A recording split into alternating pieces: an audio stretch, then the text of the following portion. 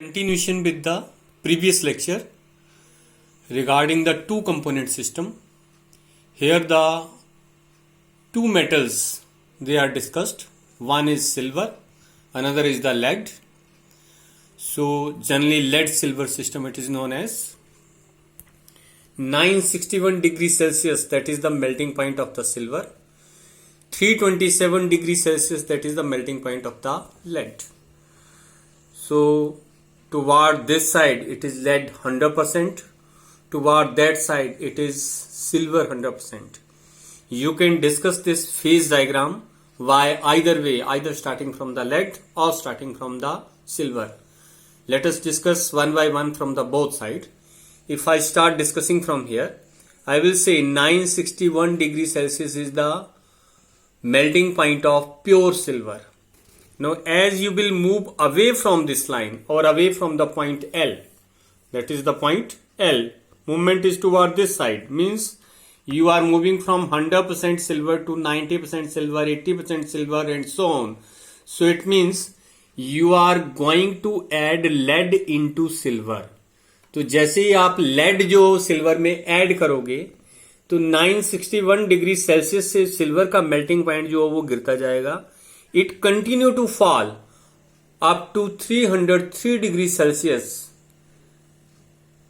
which is the eutectic point.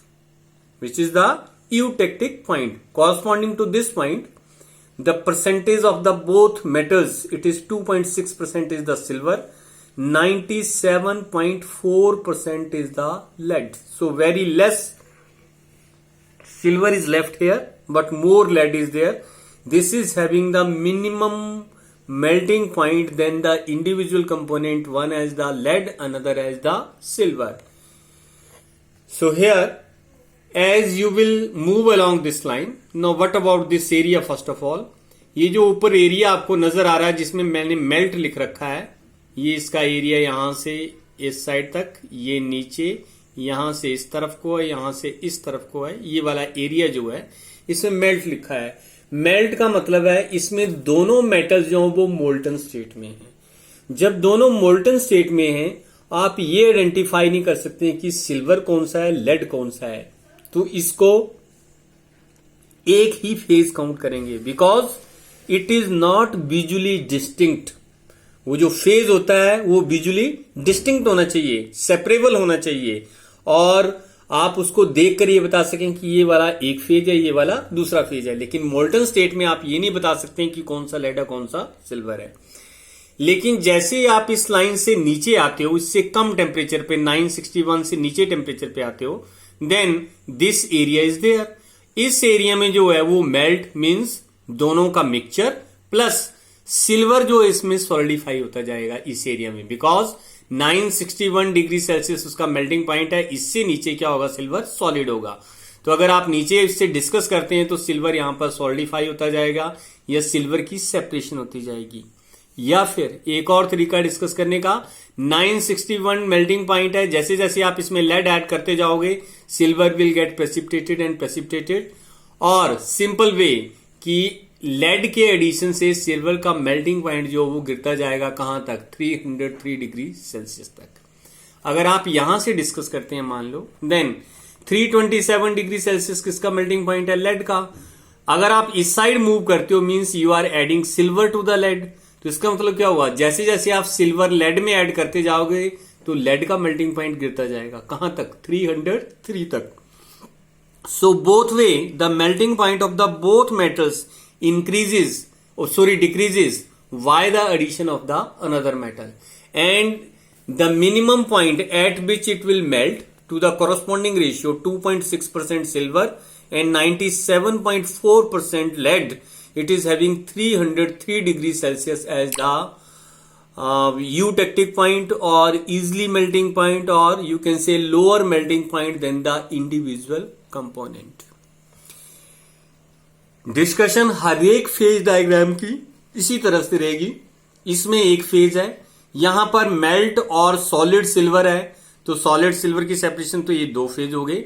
इसी तरह से जब आपने ये डिस्कस करना है तो यहां पर सॉलिड लेड होगा और मेल्ट होगा. जब आप 303 डिग्री सेल्सियस से नीचे वाली लाइन पे आते हैं, both metals are present in the solid phase. तो ये जितना भी पोर्शन है इसमें सॉलिड सिल्वर और सॉलिड जो है वो लेड होगा। इसी तरह से डिस्कशन जो है वो हर एक फेज डायग्राम की रहेगी। जब आपको एग्जाम में आता है पहले डायग्राम ड्रा करो, एक के मेल्टिंग पॉइंट से स्टार्ट कर दो लिखना, उसमें आपने line LM, line MN, eutectic point M, एक आध एरिया जो है वो उसमें डिस्कस किया जा सकता है, जैसे area of the line LMN या area below the line LM या area below the line MN, या सभी को आप पॉइंट्स को नाम दे दो तो उसके अकॉर्डिंगली आप एरिया को जो वो डिस्कस कर सकते हैं। मैंने एक ही लाइन यहां डिस्कशन के लिए ली है, देखो लाइन LM, तो ये रही लाइन LM लाइन के एक साइड मेल्ट है, दूसरी side melt plus solid silver है। Melt and melt is common, solid silver is the another phase, melt is the one phase. तो फेज आपके पास हो गए 2, तो P is equal to 2, component भी कितने हैं 2, सिल्वर और लेड। तो F is equal to C minus P plus 1 में भरते हो तो 2 minus 2 plus 1 that is equal to 1। This means this line is monovariant, this line is monovariant. इसी तरह से आप यूटेक्टिक पॉइंट या और पॉइंट को डिस्कस कर सकते हैं। यूटेक्टिक पॉइंट M है, this is the eutectic point M। अब इसमें कौन कौन से फेजेस आएंगे, इस साइड जो ऊपर ये मेल्ट वाला पोर्शन है तो इसमें मेल्ट हो गया, यहां मेल्ट प्लस सॉलिड सिल्वर है तो मेल्ट एंड मेल्ट कॉमन आ गया तो एक ही बार काउंट होगा, यहां भी मेल्ट है तो भी एक बार काउंट होगा। It means melt, solid silver, solid lead, नीचे सॉलिड लेड और सॉलिड सिल्वर, तो 3 ही फेज आएंगे, सॉलिड सिल्वर, सॉलिड लेड और मेल्ट। जो डबल काउंट हो रहा है वो आपने इग्नोर कर देना है। तो यहां पर आपके पास फेजेस 3 आए, कंपोनेंट 2 हैं, डिग्रीज ऑफ फ्रीडम में अगर आप सब्स्टिट्यूट करोगे you will get the value 0। C minus P plus 1 that is equal to 0, 2 minus 3 plus 1 that is equal to 0. So that point is invariant point. Eutectic point जो वो invariant point है। तो इस तरह से जो फेज डायग्राम आपने lead और सिल्वर का जो वो डिस्कस करना है। इसमें एक एक्सटेंशन आती है, what is the Pattinson process of desilverization of the lead. What is the Pattinson process, या फिर डायरेक्टली पूछता है what is desilverization of the lead. अब ये डीसिल्वराइजेशन कंसेप्ट क्या और कहां यूटिलाइज होता है। आपको मालूम है कि लेड जो है वो किससे बनता है, लेड सल्फाइड, लेड ग्लास या ग्लेना से बनता है। तो जो ओर है उसकी वो क्रशिंग, पल्वेराइजेशन सब कुछ होता है। सल्फाइड ओर है, फोर्थ फ्लोटेशन प्रोसेस से उसको जो है वो कंसंट्रेट करते हैं। उसके बाद वहां से सल्फर को रिमूव करने के लिए उसको जो है वो बिन प्रेजेंस ऑफ ऑक्सीजन जो वो आप बर्न करेंगे तो सल्फर सल्फर डाइऑक्साइड बन जाएगा, आयरन ऑक्साइड में चेंज हो गया, आयरन ऑक्साइड के बाद लेड में चेंज हो गया, फिर लेड जो है वहां से आप सेपरेट कर लोगे। लेकिन साइड वाइज सिल्वर जो अगर इंप्योरिटी के तौर पर प्रेजेंट है तो उसमें सिल्वर इंप्योरिटी जो वो आती जाएगी। Know how to remove the silver impurity and how to get the pure lead. तो उसमें आपके पास जो भी मेटल आएगी उसको आप 327 डिग्री सेल्सियस से ऊपर हीट करोगे। So see here, this is the A point and up to this point मान लो 450 डिग्री सेल्सियस तक हीट कर दिया या 800 डिग्री तक हीट कर दिया, तो सारा का सारा मटेरियल जो किस में चला जाएगा, लिक्विड स्टेट में चला जाएगा। इसमें आप जो है इसको धीरे धीरे कूल करोगे, ए से बी तक डायरेक्ट कूलिंग होगी तो यहां कोई सेपरेशन पॉसिबल नहीं है। लेकिन जैसे आप पॉइंट बी पर पहुंचोगे इसमें मेल्ट प्लस लेड सेपरेट होना शुरू हो जाएगा, तो लेड सॉलिडिफाई होना स्टार्ट हो जाएगा। तो जो आपका इम्प्योर मेटल है जिसमें सिल्वर था उसमें से लेड सेपरेट हो गया, प्रोवाइडेड कंपोजिशन M और N के बीच में होनी चाहिए। अगर कंपोजिशन इससे पीछे की होगी तब लेड सेपरेट नहीं होगा। लेड जो है वो तब सेपरेट होगा जब 99% लेड और 1% सिल्वर हो। कितना, वो कहां से कहां तक आया, 97.4 और 100% के बीच की कंपोजिशन आई, तो उस स्टेज तक उसमें जो वो लेड होना चाहिए। 1% इंप्योरिटी या 2% इंप्योरिटी जो है वो सिल्वर की चलेगी। जैसे आप उसको ए पॉइंट तक हीट करोगे पूरा मेल्ट हो जाएगा। बी पॉइंट तक कूल करते करते लेड की सेपरेशन स्टार्ट हो जाएगी, तो प्योर लेड इसमें सेपरेट हो गया। उसके बाद फर्दर कूलिंग करोगे तो 303 इलेक्ट्रिक पॉइंट तक पहुंच जाओगे। इसके बाद आपने उसकी सेपरेशन किसकी, लेड की नहीं होगी, क्योंकि इससे आगे सिल्वर की सेपरेशन स्टार्ट होती है। तो यहां पर जो वो लेड आपके पास प्योर लेड आ गया। उसके बाद वो जो कंपोजिशन बची उसमें फिर जो है एक्सट्रैक्टेड ओर जो भी है वो ऐड करनी है, फिर उसको पर्टिकुलर टेम्परेचर तक हीट करना है, फिर उसको कूल करना है। इस तरीके से प्योर लेड जो हमेशा आपके पास जो वो सेपरेट होता जाएगा। इसको बोलते हैं desilverization of the lead, और it is Pattinson process of desilverization of the lead. Sometimes, not always, it is a tagged question with the lead silver system that how you will separate the or desilverize the lead by the patination process. So this is one of the industrial application. There are so many, but only one of them it is discussed in your book, patination process of the desilverization of the lead. So that is regarding the lead silver system. ये जो lead silver system हमने discuss किया, ये first example है 2 component का, जिसमें कि आपके पास 2 कंपोनेंट तो हैं, उनको आप मिक्स कर रहे हो, लेकिन मिक्सिंग के बाद वो कोई कंपाउंड नहीं बना रहे हैं। Lead is not going to react with the silver और silver is not going to react with the lead at any temperature. तो इसीलिए ये फर्स्ट एग्जांपल है where you mix the 2 component, what they only show eutectic point, what they doesn't form any type of the compound by mixing. Let us discuss one more example here where there is a formation of the compound. This system is sodium chloride and the water system. Sodium chloride and the water system. So here the diagram is this one, that is showing the phase diagram of the sodium chloride and water. इसको understand करने के लिए पहले कहां कहां कौन से point मैंने लिखे हुए हैं वो अंडरस्टैंड कर लेते हैं। यहां पर I think now it is visible to you. This side temperature, below it is the composition, sodium chloride is increasing toward this side, water it is increasing toward this side. It means when I will come to the point A, this means it is pure water.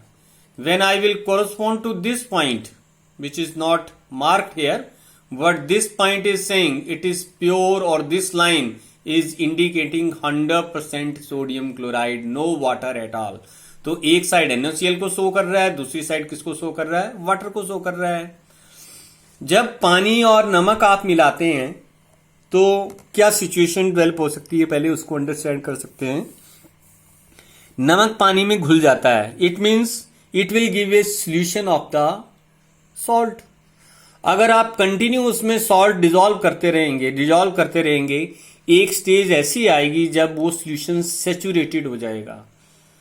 There will be no more sodium chloride that will dissolve in the water. तो इतनी सी बात है, लेकिन कैसे कैसे ये very करेगा, किसके हिसाब से, टेम्परेचर के हिसाब से, कंपोजिशन के हिसाब से, वो हम फेज डायग्राम में डिस्कस जो वो कर सकते हैं। How the cryoscopic point that are obtained in the sodium chloride and the water system that we will discuss. Now let me to start. वैसे तो सभी एक ही तरह के हैं, थोड़ा थोड़ा उसमें वेरिएशन है। Start from the point A.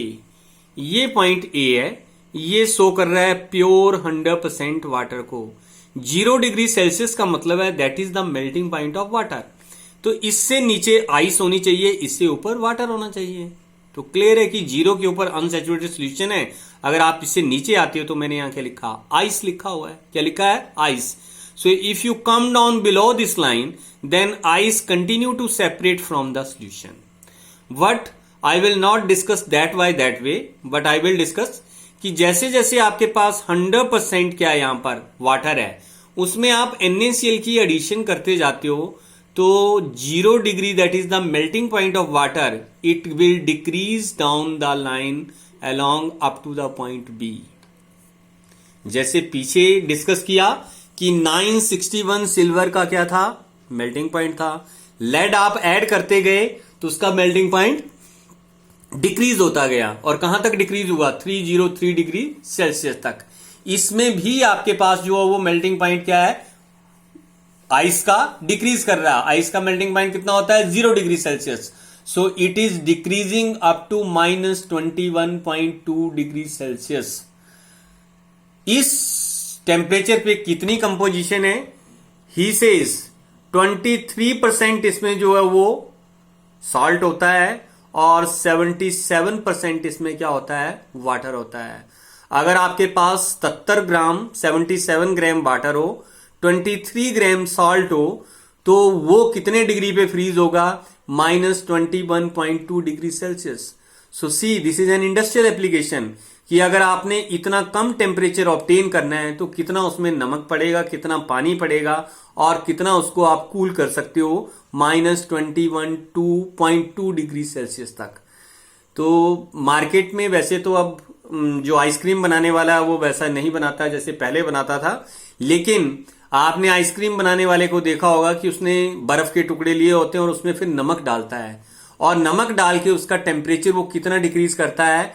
-21.2 degree Celsius से। इससे आइसक्रीम इजिली जो वो फ्रीज हो जाती है या बन जाती है। तो क्या करता वो आइस के पीसेस लेगा और उसमें क्या डालेगा? सॉल्ट डालेगा। तो सॉल्ट की पर्टिकुलर कंपोजिशन है, अगर 23 ग्राम सॉल्ट है और 77 ग्राम जो वो क्या है? वाटर है, तो उसका टेम्परेचर कितना फॉल हो जाएगा? -21.2 डिग्री सेल्सियस तक जो वो गिर जाएगा। So that is giving a cryoscopic point और it is decreasing the freezing point of water up to this temperature.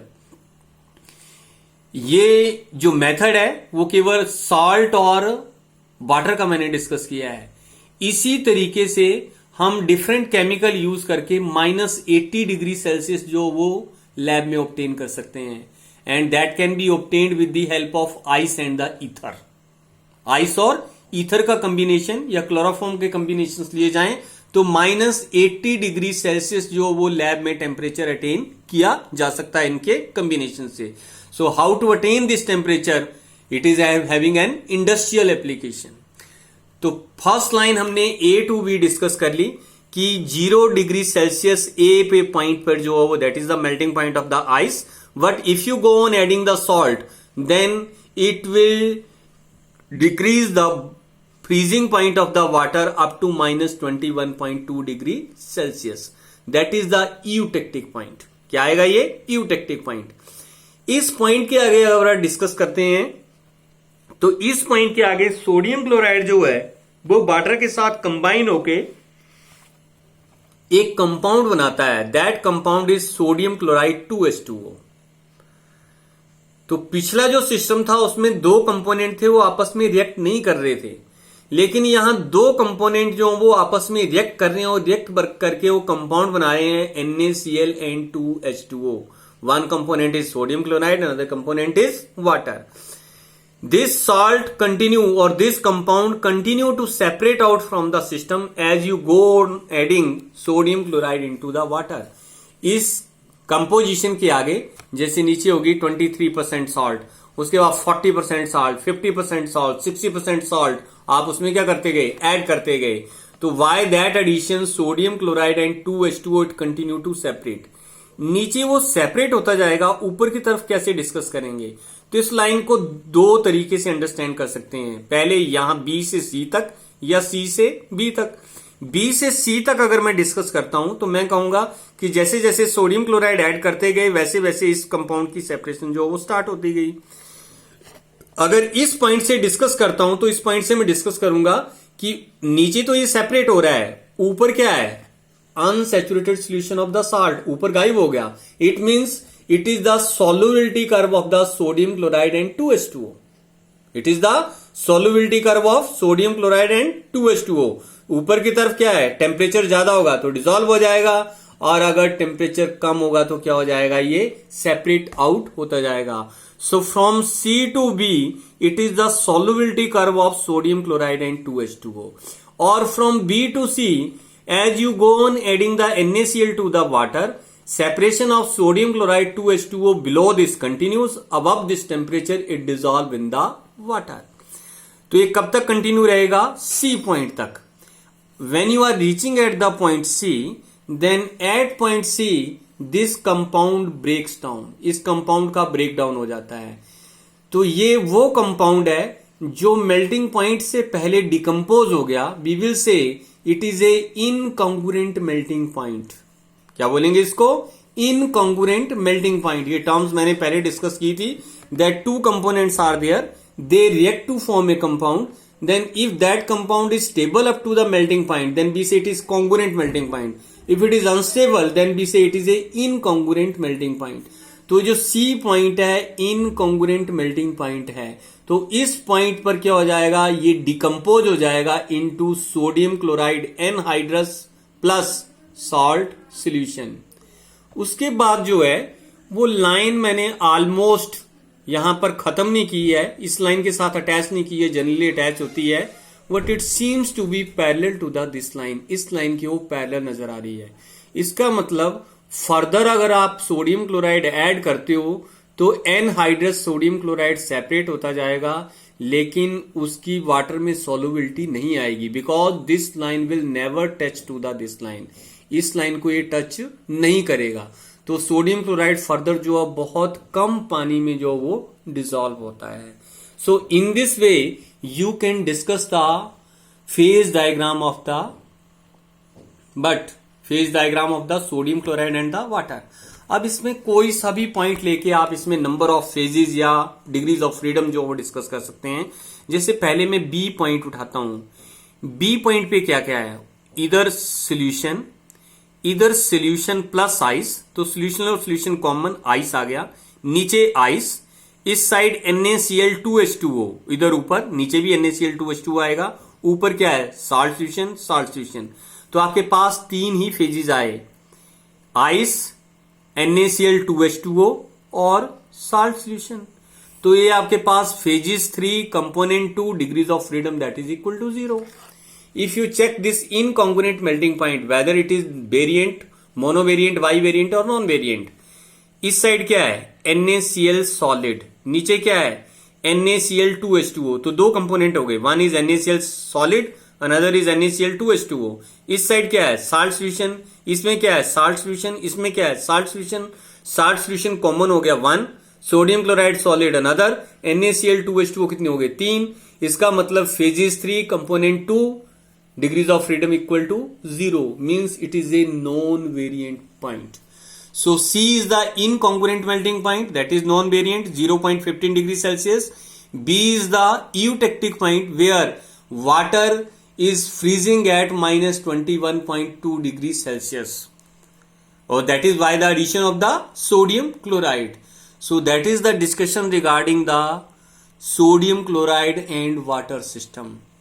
You discuss it, you read it. If you don't follow, ask the questions. See you next time.